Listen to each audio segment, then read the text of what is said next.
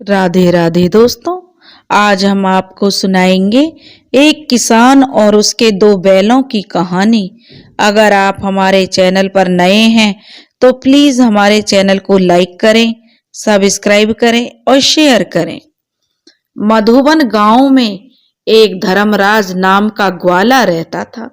उसके 3 पड़ोसी थे, लल्लन, मिठाईलाल और बंदा। ये तीनों पड़ोसी धर्मराज से बहुत ईर्ष्या करते थे। हर समय धर्मराज के नुकसान के बारे में सोचते रहते थे। सामने से तो धर्मराज से ऐसे बातें करते थे जैसे पूरे गांव में उन तीनों से बड़ा धर्मराज का कोई भी हितैषी नहीं है।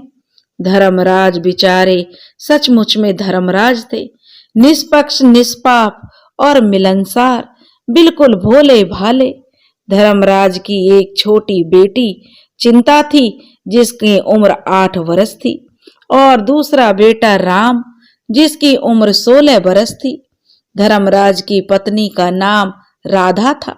धर्मराज का परिवार छोटा सा परिवार और सुखी परिवार था। धर्मराज के तीनों मित्र ठीक इसके उल्टे थे।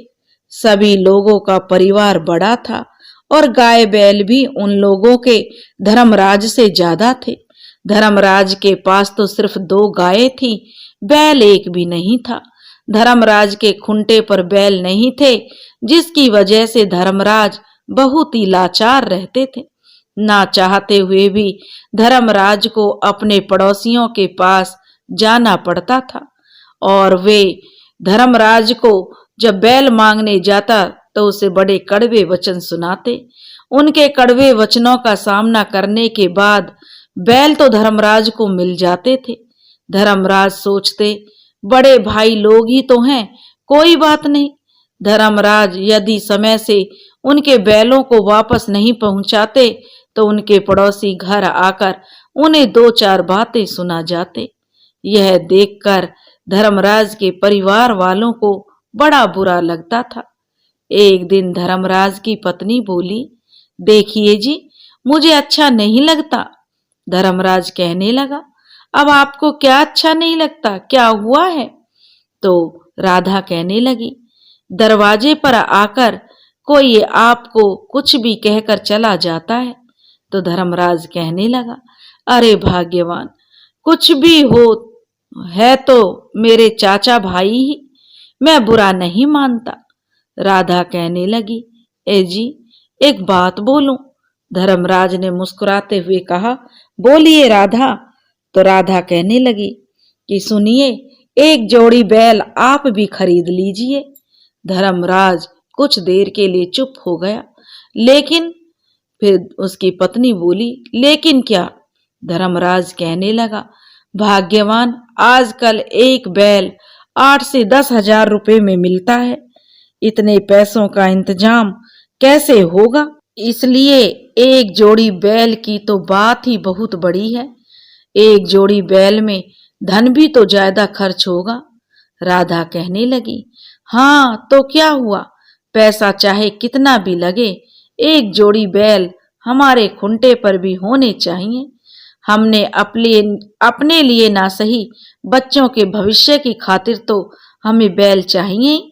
धर्मराज कहने लगा, इसके लिए तो खेत जो रहन रखनी पड़ेगी, यानी गिरवी रखना पड़ेगा। राधा कहने लगी, कोई बात नहीं, जब अपने बैल हो जाएंगे ना, धीरे धीरे मेहनत करके खेत को छुड़ा लेंगे। धर्मराज कहने लगा, ठीक है, मैं बात करता हूं।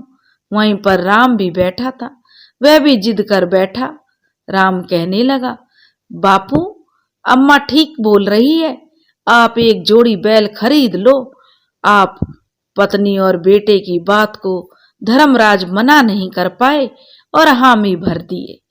अगले दिन लाला से बात करके अपने 1 बीघा खेत को जो गिरवी रख दिए। उसके बदले में धर्मराज को 21,000 रुपए मिले। धर्मराज उसी पैसों से एक जोड़ी बैल खरीद कर ले आए। धर्मराज दोनों बैलों को लेकर अपने गांव की तरफ आ ही रहे थे। उसी समय उनका पड़ोसी लल्लन उन्हें देखकर बोलने लगा, धर्मराज तो एक जोड़ी बैल खरीद कर ला रहा है। तो लल्लन ने कहा, कैसे हो धर्मराज भैया? धर्मराज ने मुस्कुराते हुए कहा, हाँ काका, खरीद कर लाया हूं। लल्लन कहने लगा, बहुत रंगरूठ बैल हैं तुम्हारे, कितने के लिए? धर्मराज कहने लगा, क्या बताएं काका, बहुत महंगे पड़े हैं। लल्लन कहने लगा, ओहो, फिर भी बताओ कितने के पड़े? तो धर्मराज हल्की सी मुस्कान के साथ कहने लगा, काका आपके हिसाब से इन बैलों की कीमत क्या होनी चाहिए? लल्लन ने हिसाब लगाते हुए कहा, मेरे हिसाब से तो ये 30 या 32 हजार से कम के तो नहीं होंगे। दोनों बैल काफी ताकतवर और मजबूत थे। धर्मराज कहने लगा, काका ये दोनों बैल मुझे 19,500 में पड़े हैं। यह कहकर धर्मराज बैलों को लेकर अपने घर की तरफ चल दिया। धर्मराज के मुंह से 19,500 सुनकर लल्लन के पैरों तले जमीन खिसक गई। वह अंदर ही अंदर जो उससे ईर्ष्या से जल उठा। 19,500 में एक जोड़ी बैल खरीद लाया। लल्लन एकदम से बेचैन हो उठा। कुछ देर तक सोचता रहा, फिर अपने घर को चला गया। धर्मराज दोनों बैलों को अपने घर आकर खूंटे से बांधकर चारपाई पर जाकर बैठ गया और घर में आवाज लगाया। धर्मराज कहने लगा, राम बेटा। राम दौड़ते दौड़ते हुए आया और बोला, बापू बैल ले आए? धर्मराज ने हंसते हुए खूंटे की तरफ कहा कि देखो बेटा। 2 बैलों को एक साथ खूंटे से बंधे हुए देख राम खुशी से उछलने कूदने लगा। राधा देवी भी थाली में रोली चंदन अक्षत से सजी थाली से दोनों बैलों की आरती उतारने लगी। फिर बैलों के माथे पर तिलक लगाया। तिलक लगाते ही दोनों बैलों की सुंदरता और बढ़ गई। राधा हंसते हुए धर्मराज से कहने लगी, दोनों बैल सीधे हैं, नहीं तो मैं तिलक लगाने से पहले डर रही थी। यदि आप घर पर नहीं रहेंगे तो मैं इन्हें चारा भी नहीं डाल सकती हूँ। राम कहने लगा, अम्मा मेरे होते हुए आप क्यों चारा डालेंगी? राम की बात सुन धर्मराज बोले, भाग्यवान बच्चे अब बड़े हो गए हैं। कुछ देर बाद राधा राम को थाली पकड़ाते हुए कहने लगी, चल बाबू, मैं तेरे लिए मीठा पानी लाती हूँ। राम कहने लगा, ठीक है। वह भी साथ हो लिया। धर्मराज चारपाई पर बैठा है, तभी गांव के 4-5 लोग आ जाते हैं। जो लोग भी दोनों बैलों को देखकर धर्मराज की खूब तारीफ करते जाते हैं। कोई कहता है, धर्मराज कहाँ से लाए हो इन बैलों को? कोई कहता, धर्मराज भैया, दोनों के बैल जो आपके दोनों बैल बड़े अव्वल दर्जे के हैं, सेवा खूब कीजिएगा। कहो भैया, कितने मुट्ठे यानी लंबाई मापने का एक मानक होता है, कितने मुट्ठे का होगा? अरे यार, 14 मुट्ठा से कम थोड़े ही होंगे। धर्मराज कहने लगा, आप लोगों का भी कहना कुछ हद तक सही है। यह जो सोकन है 14 मुट्ठे का है और वह सफेद वाला 10 मुट्ठे का है। मैंने मापा नहीं है, ये दोनों सुधे हुए थे, इसलिए खरीद लिया 19,500 में। वह व्यक्ति कहने लगा, अरे भैया, बहुत अच्छे दाम में दिया है। जो जोरदार बैल हैं, दोनों जुफाट जोतने के बाद खूब ताब से चलेंगे। दूसरा कहने लगा, धर्मराज, अरे भाई, अपने पड़ोसियों को नहीं बताया, वह भी तो आकर देख लें। यह बात सुनकर धर्मराज सहित सभी लोग जोर जोर से हंसने लगा। तीसरे व्यक्ति ने हंसते हुए कहा, आज रात का खाना भी हजम नहीं होगा। धर्मराज कहने लगा, आदमी सही है पर अपने स्वभाव से लाचार हैं वह लोग। कुछ देर बाद सभी लोग चले गए। उसी रात धर्मराज के पड़ोसी लल्लन के घर पर मिठाई लाल और बंदा आपस में बैठे बातें करते हुए कह रहे थे। लल्लन ने कहा, भाई मिठाई लाल? तो मिठाई लाल कहने लगा, हाँ भैया। लल्लन कहने लगा, कुछ पता है? धर्मराज एक जोड़ी बैल खरीद लाया है। बंदा कहने लगा, धर्मराज एक जोड़ी बैल लाया है, आपको कैसे पता है? लल्लन दांत पीसते हुए कहने लगा, मैंने अपनी आंखों से देखा है। बंदा कहने लगा, क्या बात कर रहे हो भैया? लल्लन कहने लगा, तुम बात सुनते कम हो और सवाल ज्यादा करते हो। बंदा बात बनाते हुए बैल खरीदने में ही ठगा गया होगा। बंदा कहने लगा, तो मिठाई लाल ने कहा, तो क्या बैल खरीदना मामूली बात है? लल्लन ने कहा दोनों को डांटते हुए, चुप रहो, 19,500 में एक जोड़ी बैल खरीदा है वह, और कोई ऐसा उपाय करो कि उसके खुंटे से वह दोनों बैल सदा के लिए हट जाएं। इस तरह आधी रात तक एक दूसरे से बात करते हुए कभी कोई किसी को डांटता तो कभी कोई किसी पर झल्ला उठता। बड़ी कसमकस के बाद तीनों ने यह निर्णय लिया कि सुबह धर्मराज के घर जाकर एक साथ नहीं बल्कि बारी बारी से जाकर तीनों लोग एक साथ उन बैलों में कमियां निकालेंगे और कमियां निकालने का भ्रम फैलाकर उसके बैलों को हटवा देंगे। मिठाई लाल और बंदा यह कहकर अपने घर चले गए।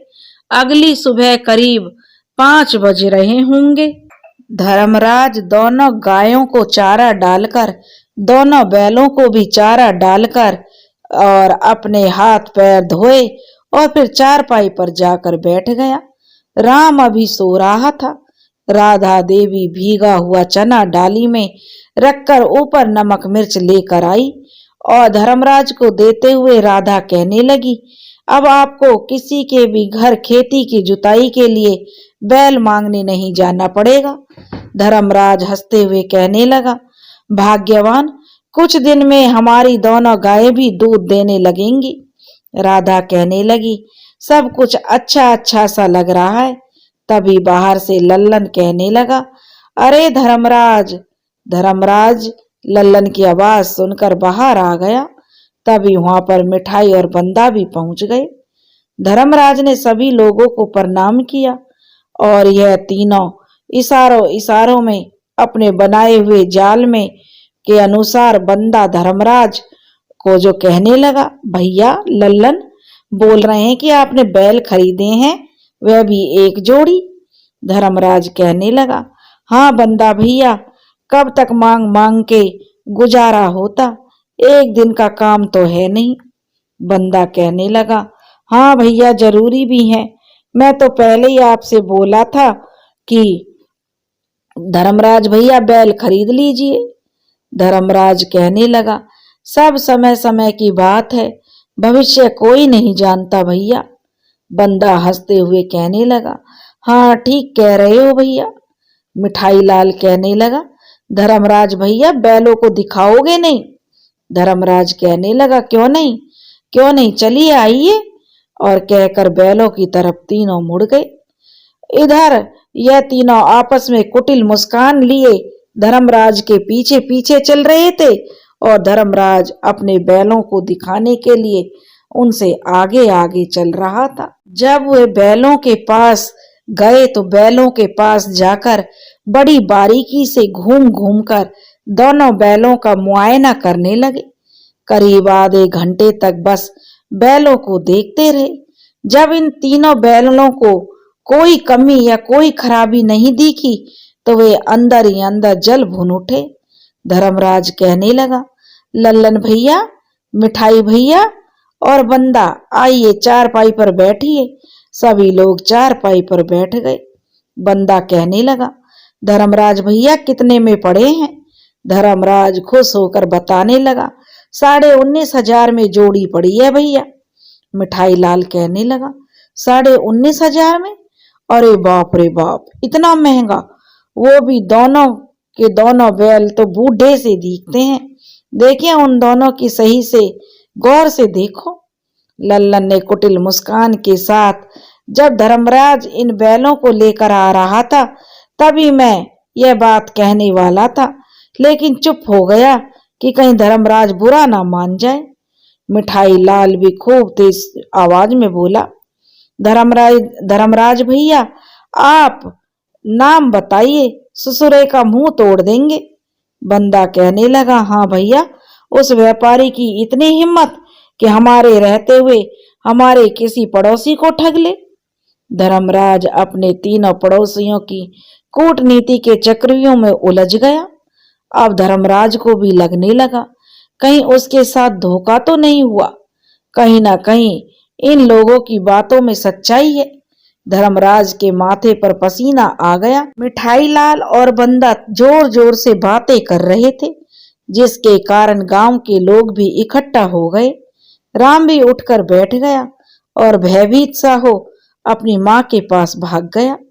धर्मराज को चिंतित देखकर लल्लन समय गया कि हमारी युक्ति काम कर गई।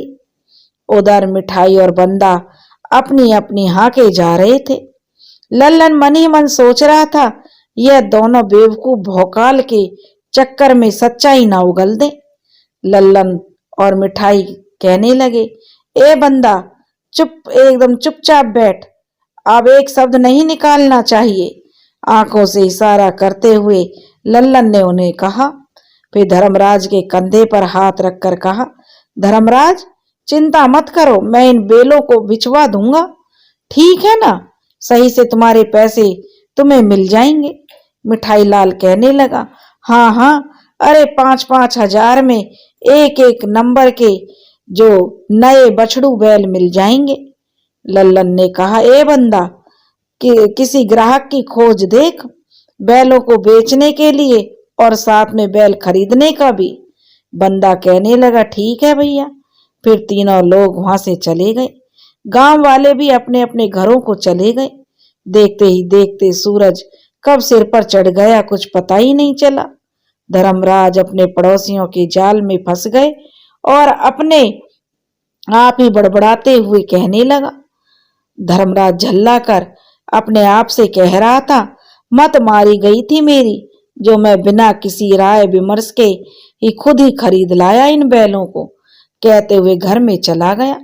चौकी पर बैठकर अपने हाथ को सिर पर रख लिया।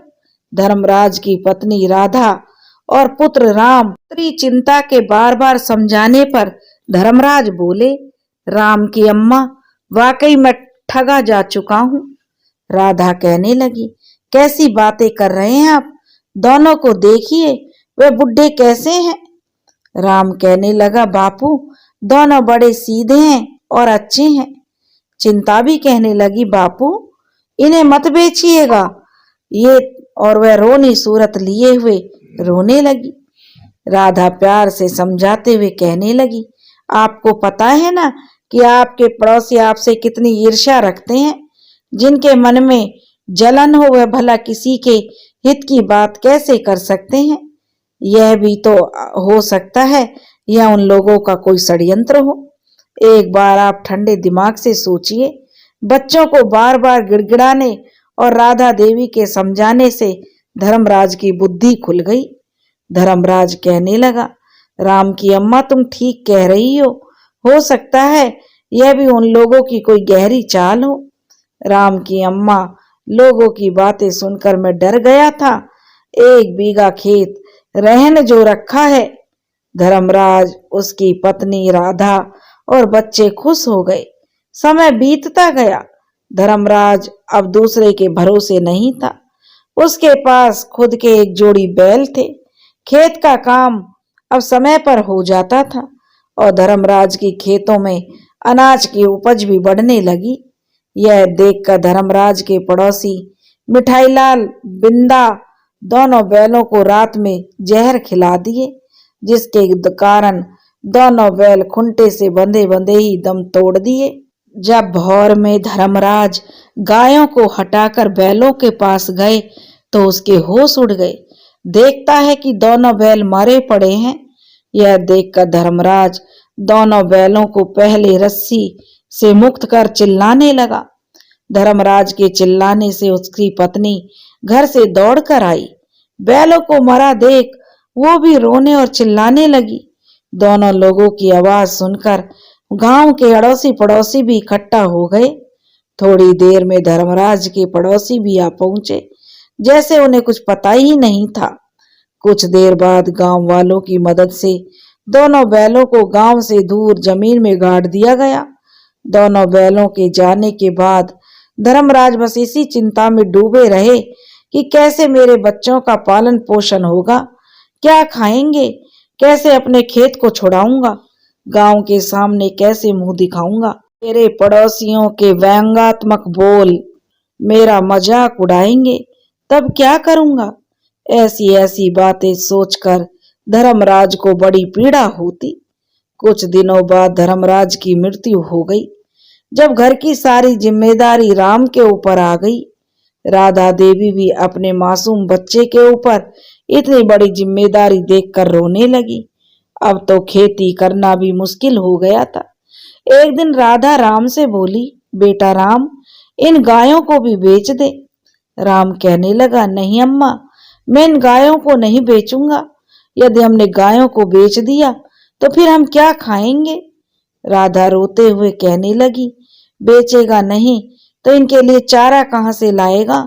बेटा, खेती का सारा काम ठप पड़ा है, तू अभी छोटा है। रामू गर्व से बोला, अम्मा, मैं ग्वाले का बेटा हूँ, ग्वाला कभी भूखा नहीं मरता। कल सुबह मैं इन गायों को खेत में चराने ले जाऊंगा। माँ, आप बिल्कुल भी चिंता मत करो, भगवान कृष्ण जी हमारे साथ हैं। अब राम जो घर की पूरी जिम्मेदारी उसने अपने ऊपर ले ली, गायों को सुबह शाम चराने लगा और गांव में जो कुछ भी काम मिलता उसे भी कर लेता और इस तरह से अपनी गुजर बसर करने लगा। राम के पिता ने जिसे अपना खेत गिरवी पर रखा था, एक दिन वह व्यक्ति आया और राम की अम्मा से बोला, भाभी जी, धर्मराज भैया ने जो खेत रेहन पर रखा था आप उसे छुड़ा लीजिए, नहीं तो मैं अपने नाम पर करवा लूंगा। राधा कुछ बोल नहीं पाई, लाचार औरत कर भी क्या सकती है। अचानक धर्मराज के पड़ोसी लल्लन देवदूत बनकर वहीं पर आ पहुंचे। जब उन्होंने पूरी बात सुनी तब लल्लन बोला, बड़ी कड़क आवाज में उसे डांटते हुए, कितना पैसा है तुम्हारा। तो वह व्यक्ति डरते हुए कहने लगा, 19,500। लल्लन ने तभी अपनी जेब से पैसा निकालकर देते हुए कहा, तुम्हें क्या लगा धर्मराज नहीं है तो तू खेत अपने नाम कर लेगा। फिर अपनी छाती को ठोकते हुए कहने लगा, अभी धर्मराज के पड़ोसी जिंदा हैं, समझे। वह व्यक्ति पैसे लेकर चला गया। राधा हाथ जोड़कर कहने लगी, आपकी बड़ी कृपा है जो आपने हमारी आज इज्जत बचाई है। लल्लन दूर से ही कहने लगा, कोई बात नहीं, यह तो मेरा फर्ज था, चिंता मत करना, जब तुम्हारे पास पैसा हो जाए तो मुझे लौटा देना। इतना बोलकर लल्लन, मिठाईलाल और बंदा वहां से चले गए। कुछ दिन बाद राम की दोनों गायों ने एक एक बछड़े को जन्म दिया। इससे राम और राधा देवी की और जो उनकी छोटी लड़की चिंता थी बहुत खुश हुए। राम दोनों बछड़ों से बहुत प्रेम करने लगा। राम ने एक बछड़े का नाम राजू और दूसरे बछड़े का नाम राजा रखा। इससे राजा खूब हष्ट पुष्ट और ताकतवर था। राजू भी कोई कम नहीं था। राम यदि कहीं चला जाता तो राजू और राजा चिल्लाने लगते। राम एक गाय का दूध बेच देता और दूसरी गाय का दूध से अपने घर के तीनों सदस्य खाते पीते। धीरे धीरे समय बीत रहा था। समय के साथ साथ यह दोनों बछड़े भी बढ़ते जा रहे थे। राजू और राजा अब खूब बड़े बड़ी सींगों से जो खूब बलिष्ठ बैल बन गए थे। वे दोनों डील डोल्स में भी बहुत सुंदर दिखते थे। राम भी अब युवा हो चुका था। उसके कंधे भी मजबूत, विशाल भुजाएं और हल्की मूछें आ गई थीं। राजू और राजा राम की एक आवाज पर दोनों बैल दौड़कर उसके पास आ जाते। राम जो कहता उसे मान लेते। इन दोनों बैलों की वजह से राम के घर की स्थिति फिर से सुधरने लगी।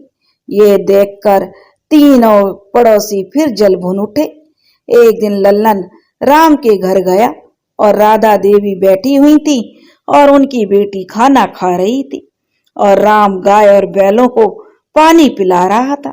लल्लन कहने लगा, बेटा राम, जरा इधर तो आना। लल्लन के पास जाकर राम ने कहा, जी काका बोलिए। तो लल्लन कहने लगा, बेटा मेरे पैसे मिल जाते तो। इससे पहले राधा कहने लगी, लेकिन जेठ जी आपने तो कहा था।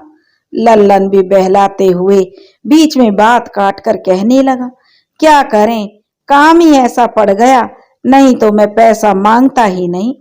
राम कहने लगा, काका आप मुझे समय नहीं दे रहे हैं। लल्लन कहने लगा, यह बात है तो चलो 10 दिन का समय दिया, खुश हो। लल्लन के जाने के बाद राधा देवी राम से बोली, बेटा तू 10 दिन में कैसे पैसों का इंतजाम करेगा। राम कहने लगा, अम्मा मैं देखता हूं, आप चिंता ना करें। राम लाला के पास गया और उनसे उधार पैसे मांगे। लाला कहने लगा, राम को समझाते हुए, बेटा मेरी बात का बुरा मत मानना, उधार लेकर कर्मठ से कर्मठ व्यक्ति भी कमजोर पड़ जाता है। मैं इसलिए नहीं समझा रहा कि तुम मुझसे पैसा मांग रहे हो, बल्कि इसलिए समझा रहा हूं कि तू धर्मराज का बेटा है। राम से झुकाकर कहने लगा, जी लाला जी, और राम वहां से चला गया।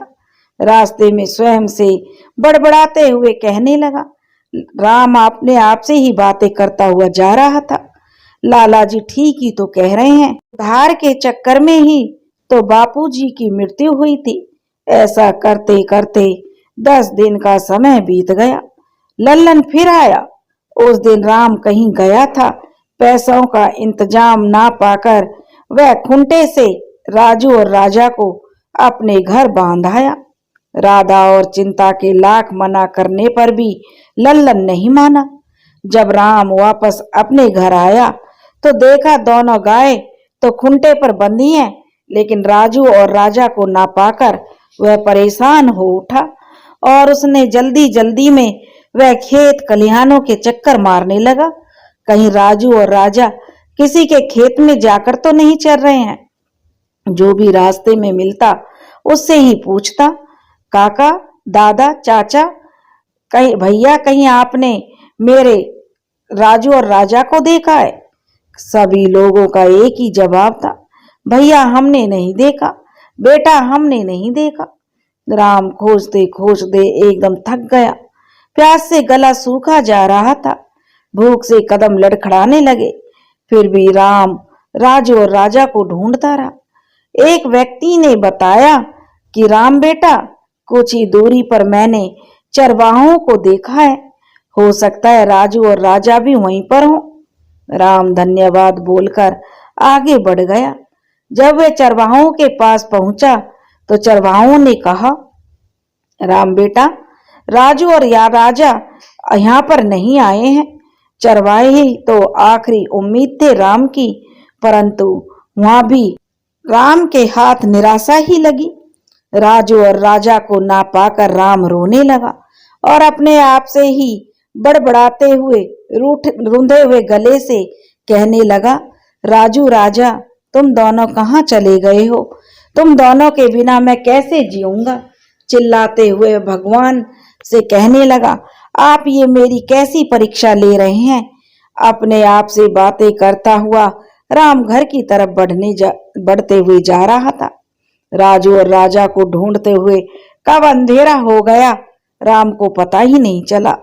मुंह लटकाकर घर पहुंचा तो देखा कि घर के अंदर उसकी माँ और बहन चुपचाप बैठी हुई हैं।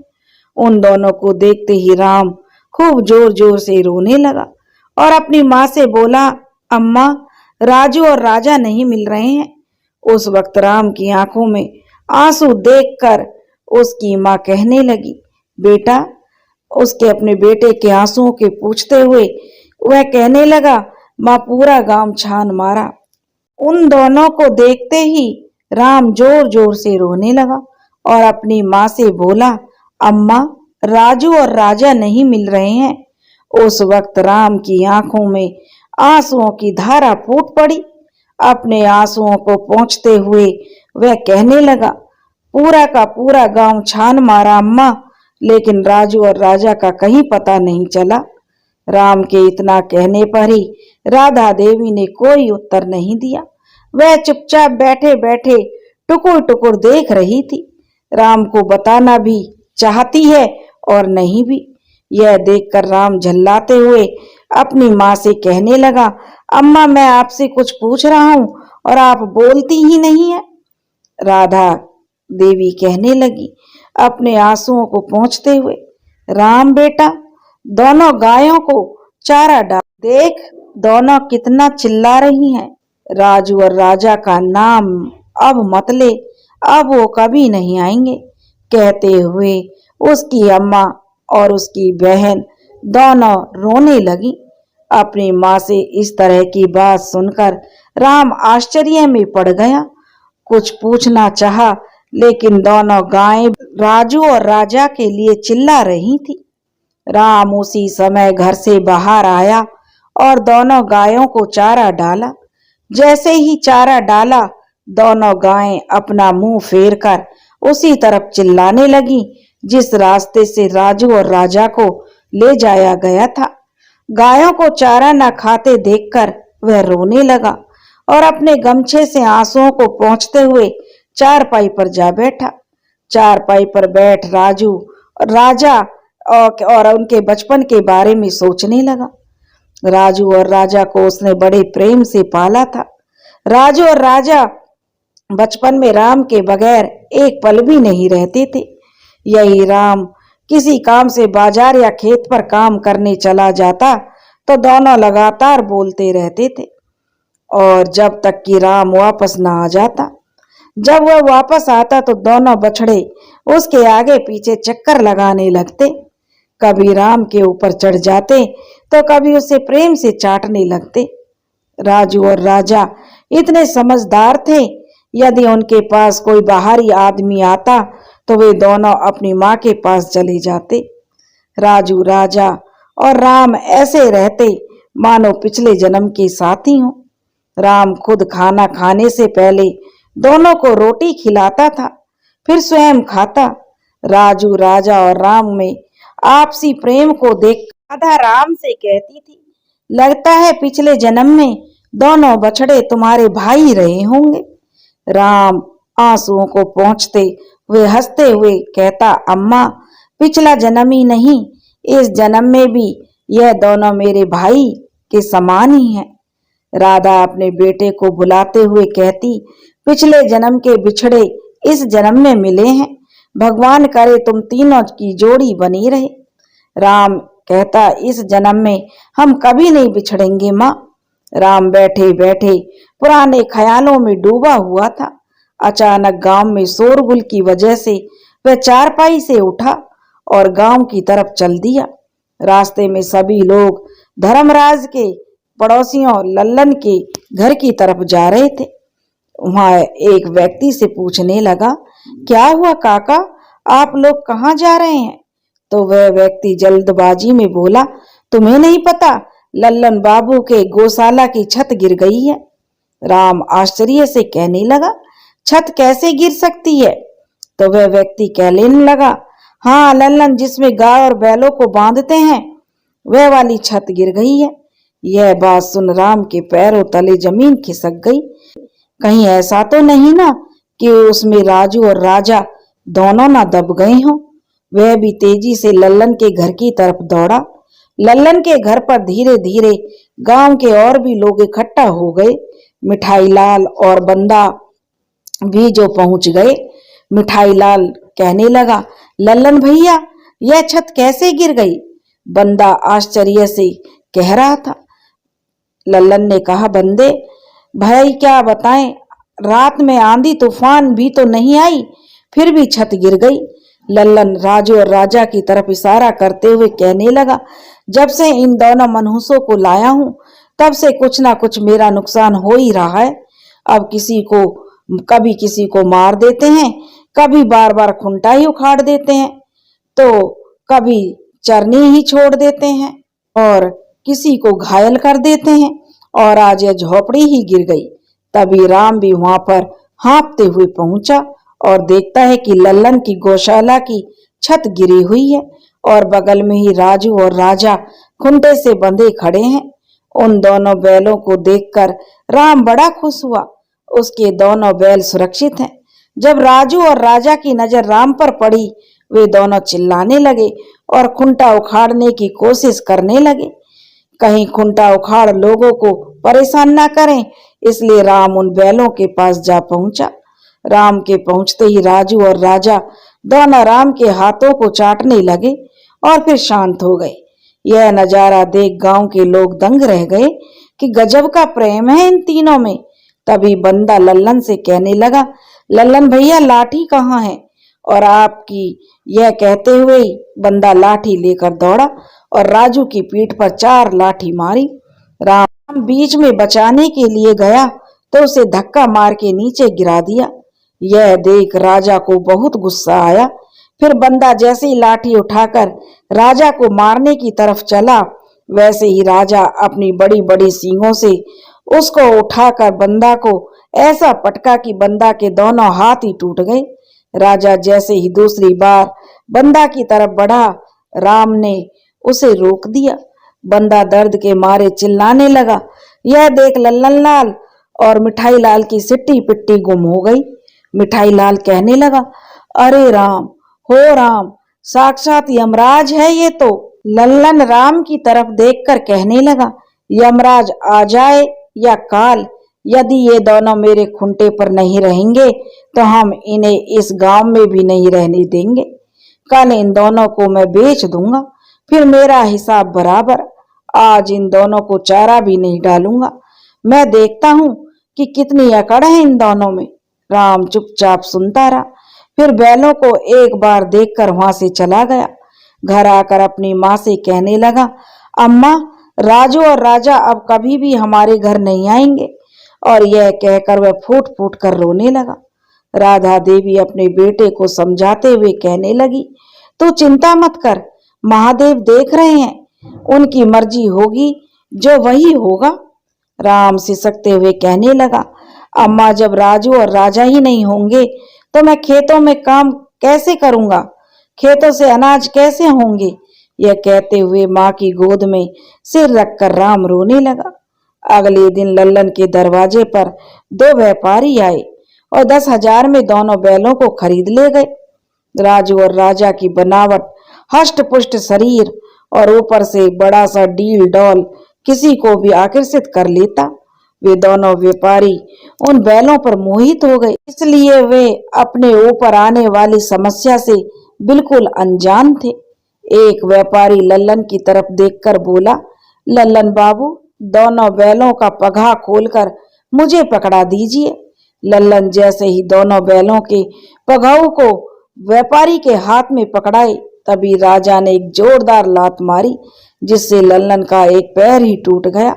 लल्लन उसी समय बेहोश हो गया। बैल के इस व्यवहार को देखकर दोनों व्यापारी भी डर गए और कहने लगे, बड़े खतरनाक मालूम पड़ते हैं दोनों बैल। राजा को देख हिम्मत ही नहीं होती थी, लेकिन करे तो क्या करे, 10,000 रुपए भी तो दिए हैं। जैसे तैसे करके दोनों बैलों को व्यापारियों ने पकड़ लिया। डरते डरते गांव से बाहर हो लिए। से उन दोनों व्यापारियों पर जो समस्याओं का जो प्रारंभ हो गई। कुछ दूर तो दोनों बैल बड़ी शांति से चले। व्यापारी भी आपस में हंसी मजाक करते हुए दोनों बैलों को लेकर चलने लगे। राजू और राजा दोनों बैल बड़े ही बुद्धिमान थे। राजू ने एक बार राजा को देखा। राजा समझ गया कि उसे क्या करना है। राजू और राजा का नाटक शुरू हो गया। अचानक राजू चारों खाने चित्त लेट गया। व्यापारी कहने लगा, इसे क्या हुआ है? इसकी क्या तबीयत खराब हो गई है? दूसरा व्यापारी उठा। वह कहने लगा, पता नहीं इसको क्या हो गया। उठा और उसे लाठी से मार मार कर उठा और उसे नौटंकी कर रहा है, उसमें लाठी मारने लगा। दूसरा व्यापारी राजू को पीटने लगा। इतने में राजा बहुत तेज दौड़ा, जिससे वह व्यापारी जमीन पर गिर गया, लेकिन पगहा को नहीं छोड़ा। परिणाम स्वरूप जमीन पर वह व्यापारी घिसटता रहा। जैसे ही हाथ से रस्सी छूटी, राजा दूर जाकर खड़ा हो गया। दूसरा व्यापारी कुछ समझ पाता राजू ने भी वही काम किया। दोनों व्यापारी कराहते हुए उठे और बैलों को पकड़ने के लिए आगे बढ़े। जैसे ही वे दोनों बैलों के पास जाते, दोनों बैल भी दौड़कर आगे बढ़ जाते और फिर रुक जाते। यह कार्यक्रम तब तक चलता रहा जब तक जमुना नदी का तट नहीं आ गया। तट पर दोनों बैल जाकर चुपचाप खड़े हो गए। दोनों व्यापारी दौड़ते दौड़ते पूरी तरह से थक गए थे। उनके कदम लड़खड़ाने लगे। व्यापारियों ने दोनों बैलों को देखा तो वे खड़े हो गए और रणनीति बनाने लगे कि दोनों बैलों को कैसे पकड़ा जाए। एक व्यापारी कहने लगा, तू जा पहले एक बैल को पकड़, दूसरा अपने आप पकड़ में आ जाएगा। दूसरा कहने लगा, ना भैया, हमारी हिम्मत तो जवाब दे रही है, आप ही क्यों नहीं जाते। व्यापारी झल्लाते हुए कहने लगा, ज्यादा बकवास मत कर, हम दोनों साथ में चलते हैं। कुछ देर बाद दोनों व्यापारी डरते हुए राजू और राजा को पकड़ लिए।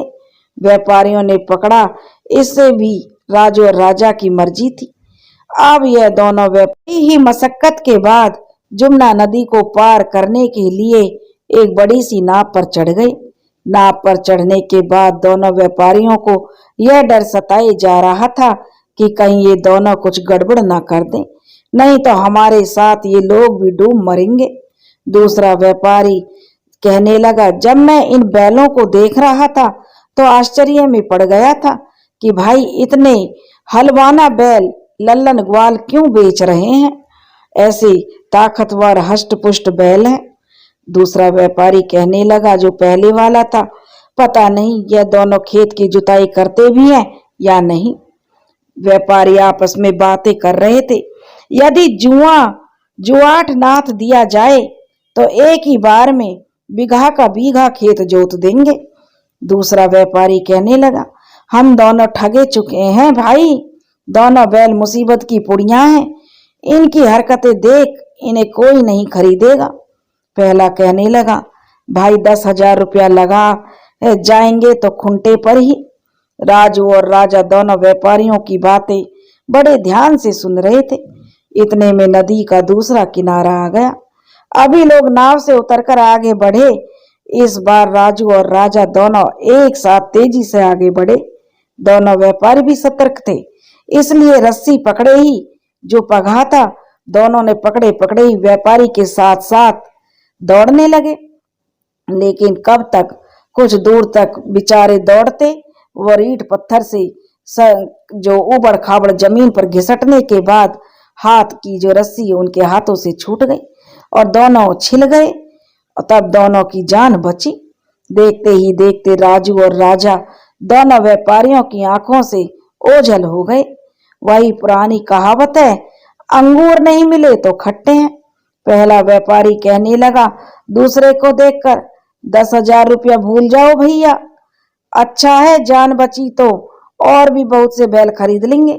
दूसरा व्यापारी कहने लगा, सही कह रहे हो भैया, हमारे साथ भी वही करते जो लल्लन ग्वाले के साथ किया है।